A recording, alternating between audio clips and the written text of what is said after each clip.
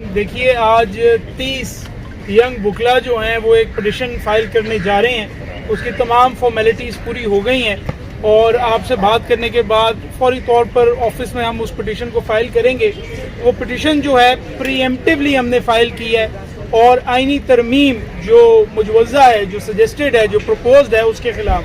اب آپ تمام ماشاءاللہ سینئر کورٹ رپورٹرز ہیں, آپ کو پتہ ہے کہ جو چیز پروپوزڈ ہو اس کے خلاف جو ہے وہ جو کوئی پٹیشن جو ہے یہ سوٹ فائل نہیں ہوتا. مگر یہ جو سرکمسٹانسز ہیں یہ وہی ہیں جو پریکٹس اینڈ پروسیجر ایکٹ والے تھے کہ اگر یہ امینڈمنٹ پاس ہو گئی تو ہمارا یہ ہائی کورٹ رہے گا ہی نہیں کہ جس کو ہم بعد میں اس کو چیلنج کریں. اگر آپ اس کو دیکھیں تو آرٹیکل 199 کے اندر ایک ایسا پروویژن ڈالا جا رہا ہے کہ اگر حکومت آ کے ایک سرٹیفکیٹ دے دے گی اور عدالت میں جمع کرائے گی کہ یہ نیشنل سیکیورٹی کا ایشو ہے, تو یہ عدالت عالیہ جس کے سامنے ہم روز آ کے لوگوں سے انصاف لیتے ہیں, پولیس کے خلاف, FIA کے خلاف, SBCA کے خلاف, یہ سارے تمام کیسز جو ہیں یہ بند ہو جائیں گے اور وفاقی حکومت جو ہے وہ ان کیسز کو ٹرانسفر بھی کرے گی ایک نئے کورٹ میں جس کو کہ وفاقی آئینی عدالت کہا جا رہا ہے, اور اس وفاقی آئینی عدالت کو سپریم کورٹ کے اوپر جگہ دی جا رہی ہے. تو ہم سب وکیلوں نے مل کر یہ فیصلہ کیا کہ ہم یہاں سے روزی کماتے ہیں, ہمارا جو عزت ہمیں ملتی ہے وہ اس کالے کوٹ, اس کالے ٹائی کی وجہ سے, اس وجہ سے ملتی ہے کہ ہم ان عدالتوں میں اپیئر ہوتے ہیں اور کسی بھی صورت ہمیں یہ قابل قبول نہیں ہے جو مرضی سرکمسٹانسز ہوں کہ کوئی وفاقی آئینی عدالت سپریم کورٹ کے اوپر بنائی جائے. کوئی عدالت اگر بنائی بھی جائے تو ہم یہ تو مان سکتے ہیں کہ سپریم کورٹ کے ماتحت ہو, بے شک وہ ہائی کورٹ کے برابر ہو, مگر یہ نہیں ہو سکتا کہ سپریم کورٹ کو سب سروینٹ کیا جائے اور پاکستان میں 2 چیف جسٹس ہوں. آپ بتائیے کیا اس ملک کو لیبیا بنانا چاہتے ہیں جہاں 2 وزیر اعظم ہیں, 2 صدر ہیں, 2 آرمی چیف ہیں؟ تو پاکستان میں آپ کیوں چاہتے ہیں جی کہ 2 چیف جسٹس ہوں؟ ایک چیف جسٹس کوئی فیصلہ کرے, دوسرا کوئی فیصلہ کرے, تو اس ملک کا عدالتی نظام, آئین, قانون کہاں جائے گا؟ اگر میں مروت صاحب کے الفاظ کو بورو کروں تو وہ پورا آئین اور قانون ور جائے گا یہ جو امینڈمنٹ لے کے آ رہے ہیں. اور بڑی سمپل بات ہے کہ قاضی فائز عیسیٰ صاحب نے میجورٹی کا حصہ تھے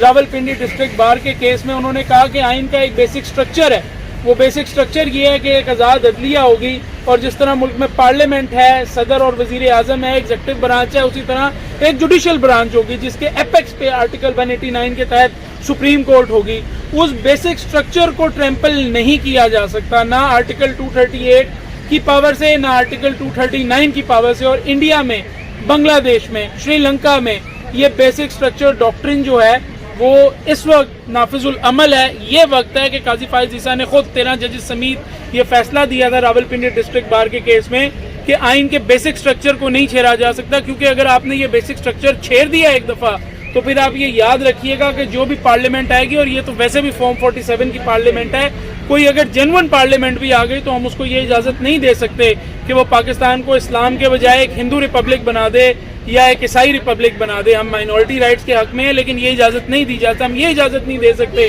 کہ سندھ کو یا KPK کو یہ پارلیمنٹ پاکستان سے الگ کر دے, نہیں ہو سکتا. یہ آئین کا بنیادی ڈھانچہ ہے اور اس بنیادی ڈھانچے کو نہیں چھیڑنے دیں گے. اس وجہ سے ہم یہ پٹیشن جو ہے وہ لے کر آئے ہیں اور انشاءاللہ ہمیں پوری امید ہے کہ جس طرح دنیا بھر میں, بے شک وہ انڈیا ہو یا ابھی UK کے اندر ایک بریگزٹ کا کیس ہوا تھا, انہوں نے کہا نہیں واپس بلاؤ پارلیمنٹ کو, ان سے ووٹ لو, اس کے بعد جو ڈیسائیڈ کرنا ہے کریں گے. بورس جانسن نے پروروگ کیا تھا, بریگزٹ پہ ووٹ ہوا تھا. تو جو آئین کے تقاضے ہیں وہ پورے ہوں گے, عدلیہ پہ ہمیں پورا بھروسہ ہے. اور اگر یہ ایک دفعہ آپ اس سلپری سلوپ میں چلے گئے وفاقی آئینی عدالت والے اور آرٹیکل 199 کی جورسڈکشن والے, تو میں آپ کو یہ بات بتا دوں کہ یہ جو اتنی آزادی ہے کہ میں آپ لوگوں سے بات کر رہا ہوں, یہ آزادی بھی ہمارے پاس نہیں رہے گی. مجھے بھی پھینٹی لگے گی اور معذرت کے ساتھ آپ سب میرے دوست ہیں, لیکن یہ سارے میڈیا والے جو ہیں ان کو بھی پھینٹی لگے گی. تو بات یہ ہے کہ آئین کے ساتھ بڑی ضرورت ہے کہ اس وقت سب کھڑے ہو جائیں. اور ہم جو ینگ وکلا ہیں, ہم ابھی بڑے کچھ سینئر قسم کے وکلا نہیں ہیں, ایک جو ہے کم عمر کے وکلا ہیں اور کم ایکسپیرینس والے ہیں, لیکن پھر بھی ہم اس بات کو سمجھتے ہیں کہ اس عدالت اور اس آئین کو پروٹیکٹ کرنا ہے اور اس کی وجہ سے ہم یہ پٹیشن فائل کرنے جا رہے ہیں. اس سے آپ کو سمجھتے ہیں کہ ہائی کورٹ, سپریم کورٹ اور آئین اس کے بارے میں فیصلہ کر سکے گی کوئی ایک صوبے کی ہائی کورٹ؟ جی دیکھیے, اگر نہیں کرے گی تو اپنی ایگزسٹنس کھو بیٹھے گی. اور ہمارے جو ججز ہیں, آپ دیکھیے نا کہ ہائی کورٹ کے جج میں اور ڈپٹی کمشنر میں اصل فرق تو یہی ہوتا ہے نا کہ ڈپٹی کمشنر کو خوددار بھیجا جا سکتا ہے, ہائی کورٹ کے جج کو نہیں بھیجا جا سکتا. تو اب یہ جو امینڈمنٹ آ رہی ہے یہ تو کہتے ہیں کہ ہم ہائی کورٹ کے جج کو ایک جگہ سے دوسری جگہ ٹرانسفر کریں گے. جو جج کے فیصلہ پسند نہیں آئے گا, بابر ستار کے فیصلے پسند نہیں آئیں گے تو سپریم کورٹ میں اپیل فائل کرنے کی ضرورت نہیں ہے, اس کو اٹھا کر بلوچستان پھینک دیں گے, اس سے بھی آگے اسے کہیں گے جا کے تربت بینچ میں بیٹھو. تو آپ اگر ہائی کورٹ کے ججوں کو ڈپٹی کمشنر بنانا چاہتے ہیں اور آپ یہ چاہتے ہیں کہ, اور یہ ہم نے اپنی پٹیشن میں بھی لکھا ہے, اگر آپ یہ چاہتے ہیں کہ ہائی کورٹ کے ججز اس طرح ایکٹ کریں جس طرح یہ ڈپٹی کمشنرز کرتے ہیں کہ وہ چیف منسٹرز کی چاپلوسی کریں, وزیروں کی چاپلوسی کریں, تو پھر یہ عدالتی نظام کدھر رہے گا. یہاں پہ تو شکر ہے, آپ کو پتہ ہے اصغر بھائی,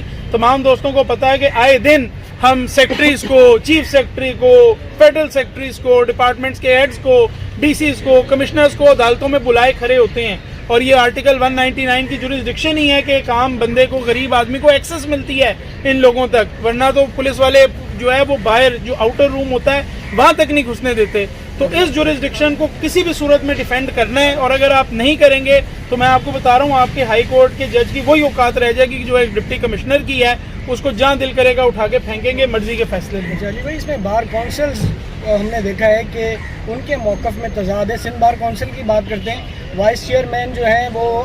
اس امینڈمنٹ کے مخالف ہیں, جبکہ ایگزیکٹو باڈی نے جو ایک اسٹیٹمنٹ جاری کیا ہے وہ اس امینڈمنٹ کے حق میں ہے. تو وکلا کی جو بار کونسلز ہیں کیا وہ بھی تقسیم ہے, اس میں کچھ حق میں ہے, کچھ کہہ رہی ہیں کہ نہیں ہونا چاہیے, سندھ بار کونسل میں ہی دیکھ لیں آپ. جی, میں جہاں تک سمجھتا ہوں کہ وہ جو پہلے ایک ریزولوشن آیا اس کی تو کوئی اونرشپ لینے کو تیار ہی نہیں ہے اور ایک دوسرے پہ ڈال رہے ہیں. میں تو کئی ممبر سے ملا, میں نے پوچھا یہ آپ نے کیا کیا ہے, وہ کہتے ہیں صاحب ہمیں تو پتہ ہی نہیں ہے کہ یہ کیا ہوا ہے. اور پھر یہ جو پریشر وکلا کا بنا اس کی وجہ سے ایک کلیریفیکیشن دینی پڑی, اور جو پھر آپ نے دیکھا کاشف حنیف صاحب نے ایک دوبارہ سے ایک ریزولوشن پاس کیا. تو وکلا کے اندر جو فیلنگ ہے وہ اگر آپ پلس کو دیکھیے, اس کی نبض کو دیکھیں, نبض پہ ہاتھ رکھیں تو آپ کو پتہ لگے گا کہ وکلا کمپلیٹلی اپنی عدالتوں کے ساتھ کھڑے ہونے کو تیار ہیں, اور وہ کسی بھی سیاسی جماعت سے ہوں. یہاں پہ میں مثال کے طور پہ آپ کو بتا دوں, ہماری پٹیشن میں بیرسٹر علی زیدی بھی پٹیشنر ہے, ان کا کسی پارٹی سے تعلق نہیں ہے. سعید شیان احمد بھی پٹیشنر ہے, ان کا کسی پارٹی سے کوئی تعلق نہیں ہے, اچھے ویل نون وکیل ہیں اور اچھی کارپوریشنز کو ریپرزینٹ کرتے ہیں, مگر وہ بھی اس بات پہ کھڑے ہیں. وہ ایک ایموشنل ان کی اٹیچمنٹ ہے ان عدالتوں کے ساتھ, اور وہ اس بات کے اوپر بالکل کیٹیگوریکلی کلیئرلی کھڑے ہوئے ہیں کہ کسی صورت ہم اپنی عدالتوں کی جورسڈکشن ایسی عدالت کو نہیں دینے دیں گے جہاں پہ جج وزیر اعظم لگائے اور اس کے بعد وہ جج وزیر اعظم کے ساتھ مل کر فیصلے